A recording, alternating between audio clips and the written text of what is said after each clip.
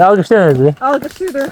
Halal turumuzun ikinci hissəsi ilə qarşınızdayım. Bu videoda həmçinin Lahıt cəmaatının necə mehriban olduğunu görəcəksiniz. Xoş izləmələr. Dostlar, 2000 metre düşürük kəndə. Müzü kəndidir. Baxın oraya düşürük. Bizdən nə qədər uzaq. Lahatıdır, lahat. Modumuz necədir sabah? Koroğlu kimi kişilər burada olub da. Yazıb kef eləyiblər. 7777-dən dərsindən.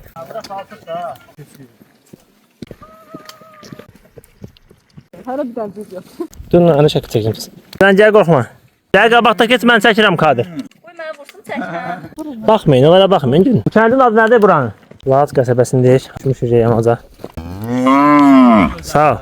Belə bir hadisə ilə qarşılaşdıq. Bu Azərbaycandır, Norveç deyil. Küsmüşük sizə, videonu izləyərsiniz. Gözləyin də. Hamı deyir ki, buradan 4 nəfər keçib. Neçə kilometr gəlmişik? 11 kilometr gəlmiş. Alqışlayın özü. Alqışlayırıq. Özlərinə işıq gəldi. Sunda da yeməklər elə qalıb. Bizim canfəşanlıq. Kəndin adına gedir. Lahıcıdır. Zaten özüdür ha. Mən Biləsuvardan əmri dayı. Biləsuvarda dağ yoxdur. Sembolu dağ şeysən. Mən dağ zat görməmişəm. Sən deyərsən elə Allah Allah gəlmişsən ha. Laza benzər gəlsən. Yine geleceğim. Kendinin üstünden ben gelip o vakti aklına odun getirdim. Laza gələndə bura gəlin.